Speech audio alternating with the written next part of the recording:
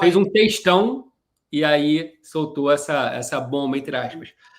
Para quem nos acompanha, e aí eu digo nos acompanha, estou falando aí talvez há mais de um ano, desde a época do período eleitoral do ano passado, e vocês vão perceber, e inclusive tem muitos vídeos que estão salvos, que estão registrados aí no nosso canal, que não me deixa mentir, vocês vão ver que a gente tem sempre uma linha de comunicação em relação à política migratória do atual governo.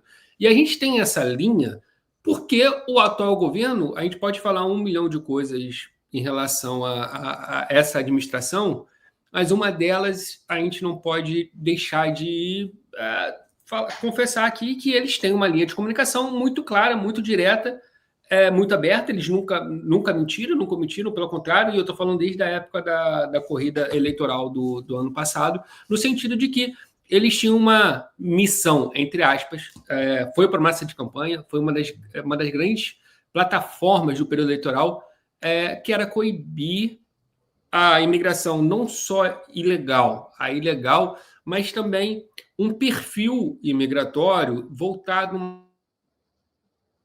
mais por questões humanitárias.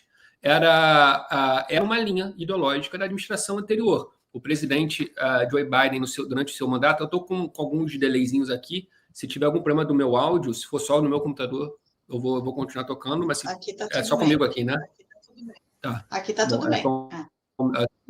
Só o meu aqui mesmo, então vou seguir. Ele criou, certo ou errado, diversos programas, ou pelo menos diversos programas se tornaram extremamente populares no mandato dele, inclusive o programa de asilo, por exemplo. Além do programa de asilo, tiveram vários programas temporários, Parole in Place, voltado para alguns países, como, por exemplo, o Afeganistão, e por aí vai. Isso aconteceu, se eu não me engano, o número de afegãos nos Estados Unidos gira em torno de 200 mil, algo próximo a 200 mil, agora... É isso, né, Ferrão? Ferrão que é o cara do... 190 e pouquinho, é isso. Quanto? 190 e pouquinho. Perfeito. Então eu arredondei, mas não foi tão distante assim. É muita gente, né? Muita gente, 190 e poucos mil pessoas. É a população de cidades aqui nos Estados Unidos, inclusive de cidades no Brasil, municípios no Brasil com essa população. E o atual governo tem essa plataforma de mudar um pouco essa lógica imigratória, valorizando a imigração qualificada e tentando cancelar alguns programas. Então, isso já vem acontecendo desde o dia 1. Se vocês pegarem as ordens executivas do presidente Donald Trump, se vocês pegarem praticamente todos os pronunciamentos dele, ele sempre separa um pouco. Uma coisa é a imigração qualificada, outra coisa é uma imigração voltada por questões humanitárias.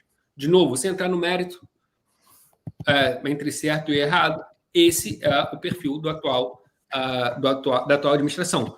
Então, a gente usando todo esse contexto, chega na mensagem dele quinta-feira, que aconteceu na sequência de um atentado em Washington, D.C., que abalou aqui a mídia americana, a população muito incomodada, que foi um cidadão do Afeganistão alvejando dois militares da Força Nacional, da Guarda Nacional Americana. Então, no calor desse acontecimento, o presidente falou que primeiro, ele falou foram alguns pontos, tá? Ele ia rever green card emitidos nos últimos anos para cidadãos desses países, ia rever o processo de naturalização também, dentro desse mesmo contexto, e, por fim, o último post que gerou essa grande polêmica foi no sentido de que ele ia pausar a imigração para países do terceiro mundo.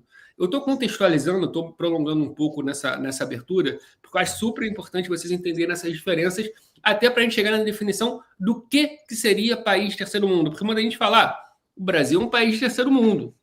Então a Índia é um país de terceiro mundo, a China, a Chile, mas a gente precisa contextualizar. Existe uma diferença entre países de terceiro mundo e países em desenvolvimento.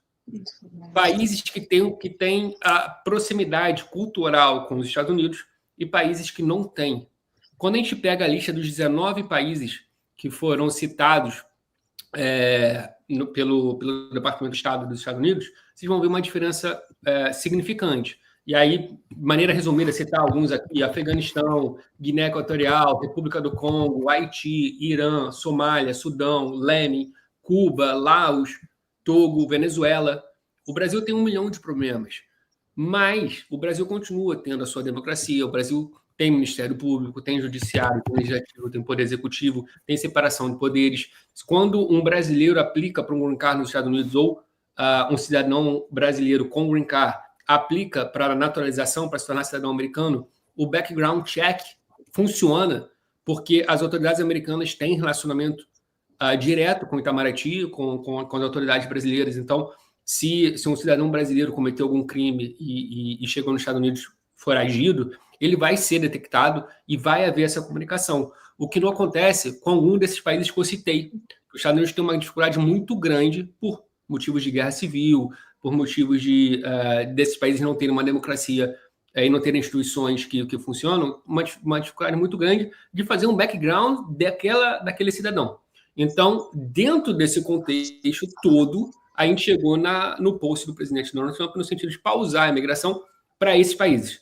De novo, países de terceiro mundo. O Brasil tem milhares, talvez centenas de empresas americanas que operam no Brasil, e o Brasil tem dezenas ou centenas de empresas brasileiras que operam nos Estados Unidos. São países que possuem laço comercial muito forte hoje. Eu não acompanhei exatamente todos os detalhes, mas eu soube pela imprensa que hoje já teve mais. Oi?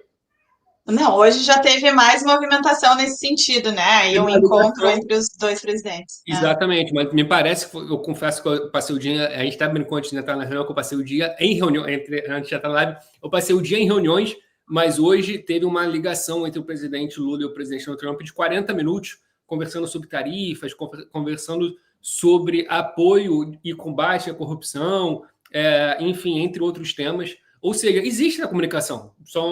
São políticos de lados opostos, têm visões econômicas e ideológicas diferentes, mas existe a comunicação.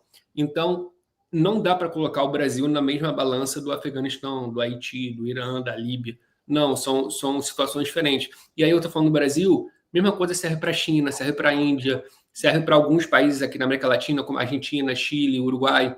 São situações diferentes, então é super importante para quem está nos assistindo ter essa noção de diferenciação, porque a gente não pode colocar todo mundo na mesma conta, que não é o que o governo americano está fazendo. O governo americano está separando e dentro desse contexto todo é a intenção deles realmente pausar diversos programas que já vem acontecendo nos últimos meses e valorizar a imigração qualificada.